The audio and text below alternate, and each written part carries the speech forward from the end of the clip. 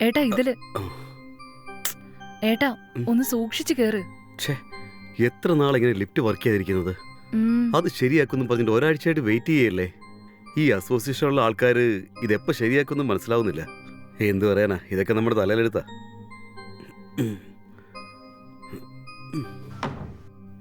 ഒരു കൈ കൊണ്ട് ഡോർ ഓപ്പൺ ചെയ്തോ?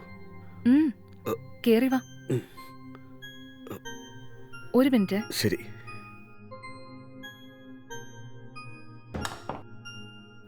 ആ ഏട്ടാ അവിടെ ഇരിക്ക്.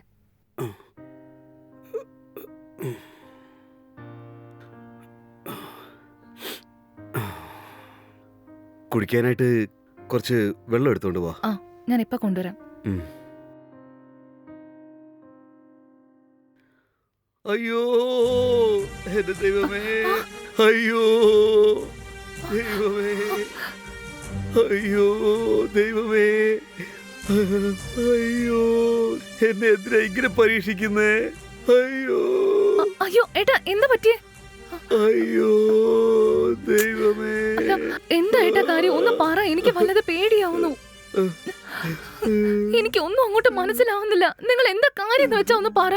അയ്യോ എന്റെ കണ്ണു പോയേ, ഇനി എനിക്ക് വീണ്ടും കാഴ്ച കിട്ടുമോന്നറിയില്ല. ഇനി എനിക്ക് ഈ ലോകത്തിലെ കാഴ്ചകൾ കാണാൻ പറ്റുമോന്നറിയില്ലേ.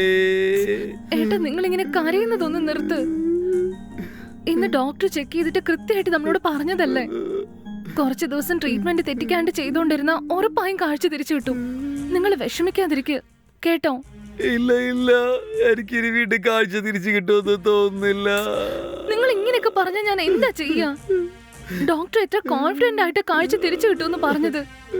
പക്ഷെ നിങ്ങൾക്ക് ആ വിശ്വാസം ഇല്ലെന്നുണ്ടെങ്കിൽ ഞാൻ എന്താ ചെയ്യാ? ഇത് ശരിയാവുന്നുള്ള വിശ്വാസം നിങ്ങൾക്ക് ആദ്യം വേണം. ഉറപ്പായി നിങ്ങളുടെ കാഴ്ച തിരിച്ചു കിട്ടും, മനസ്സിലായോ? ഇതാ നിങ്ങൾ വെള്ളം ചോദിച്ചില്ലായിരുന്നോ? ആദ്യം ഇത് കുടിക്ക്.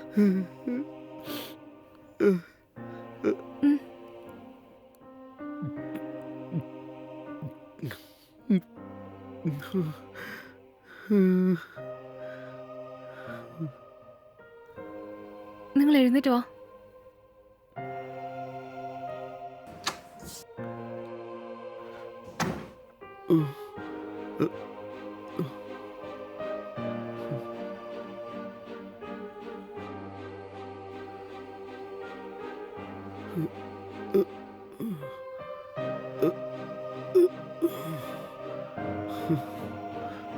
കിടന്നു.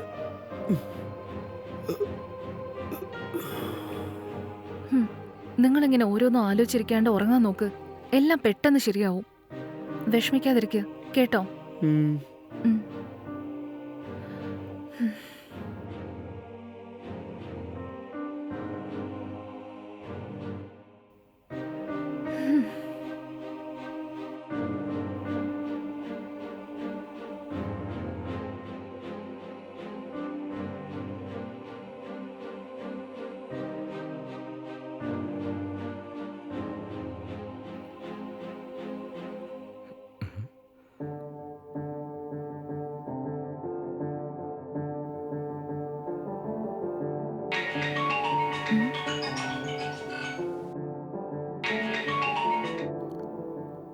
ഹലോ ഹലോ, ആരാ? ഞാൻ ആരാന്ന് നീ തന്നെ കണ്ടുപിടിക്കും, നോക്കട്ടെ. ഹലോ, ആരാന്ന് പറഞ്ഞാലല്ലേ അറിയുള്ളൂ. നിങ്ങൾ വീഡിയോ കോളല്ലോ ചെയ്തിരിക്കുന്നത്, ഓഡിയോ കോളല്ലേ ചെയ്തിട്ടുള്ളൂ. നിങ്ങൾ ആദ്യം ആരാന്ന് പറഞ്ഞേ. എന്റെ വോയിസ് കേട്ടിട്ട് പോലും നിനക്കൂടെ തിരിച്ചറിയാൻ പറ്റുന്നില്ലല്ലേ?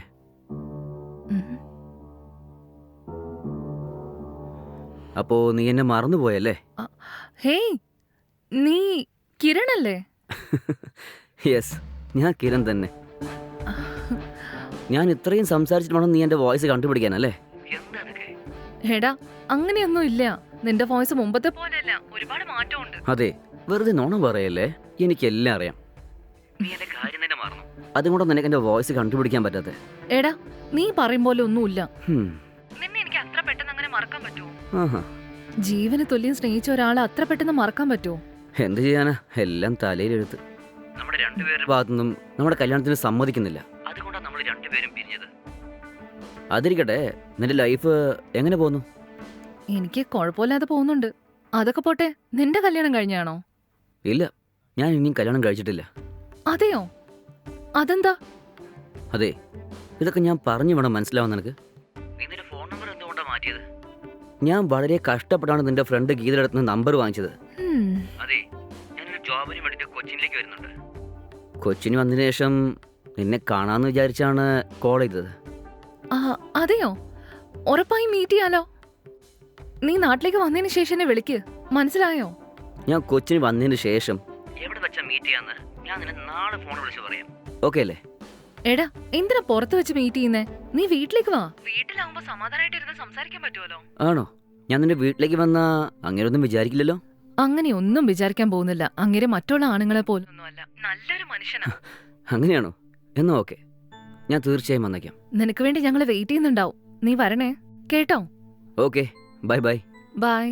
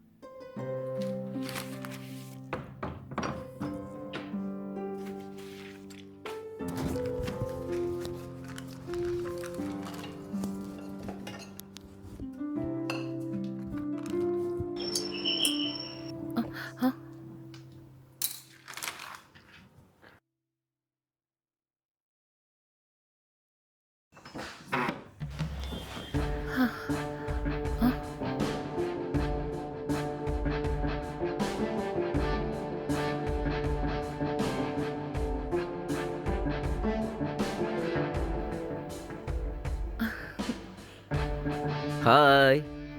ഹേ കിരൺ, എന്തൊക്കെയുണ്ട് വാണി? സുഖാണോ? എനിക്ക് സുഖം തന്നെ. നിനക്ക് സുഖമല്ലേ? എനിക്കെന്താ യാതൊരു കുഴപ്പമില്ല. നീ എന്താ പുറത്ത് നിൽക്കുന്ന? അകത്തേക്ക് വാ.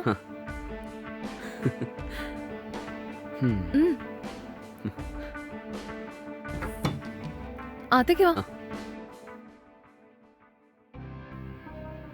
ഇവിടെ ഇരിക്ക്. ശരി. ഒന്ന് വെയിറ്റ് ചെയ്യണേ, ഞാൻ ചായ എടുക്കാം.